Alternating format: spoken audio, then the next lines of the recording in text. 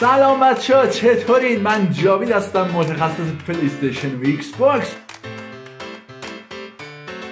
با یه سری ویدیوهای خیلی باحال در خدمت شما این با یه سری ویدیوهای کوتاه میخوام دل و دیده پلی استیشن و ایکس باکس رو براتون بریزم زمین دوباره جمعش بکنم.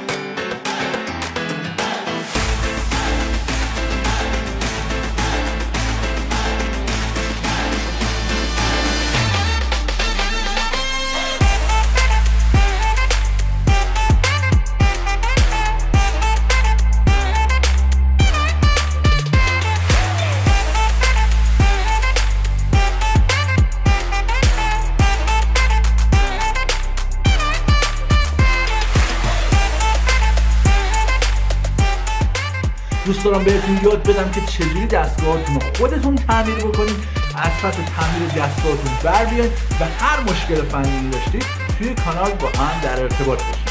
بچه‌ها من سعی کردم یه سری مطالب خیلی خوب تو این ویدیوها براتون ارائه بدم، پس حتما خوشحال میشم اگر دوست داشتید سوالی بپرسید، اگر به دردتون خورد لایک کنید، سابسکرایب کنید. اینا به ما کمک میکنه تا ما محتوای بهتر و بیشتری براتون بسازیم. همینطور بچه‌ها اگر هر سوالی دارید این ویدیو ممکنه توی وبسایت نمایش داده بشه یا توی یوتیوب براتون نمایش داده بشه یا توی آپارات. توی همه اینا میتونید توی قسمت کامنت ها سوالتون رو بپرسید، ولی خب اگر شما توی سایت اصلی بیاید این سوال رو بپرسید سریع‌تر جواب میگیرید، چون بعضی وقتا توی یوتیوب و آپارات نمیشه اونقدر سریع جواب داد. در نهایت بچه‌ها این تقریبا اولین ویدیوی این کانال، تقریبا که نه این اولین ویدیوی این کاناله. پس هم یه کانال باحال با هم دیگه بسازیم. حالا سعی کردیم یکم جنبش رو خوب بکنیم.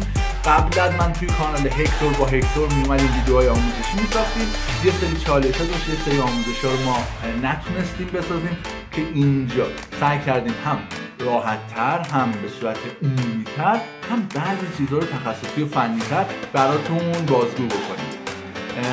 امیدوارم از این ویدیوها خوشتون بیاد دیگه.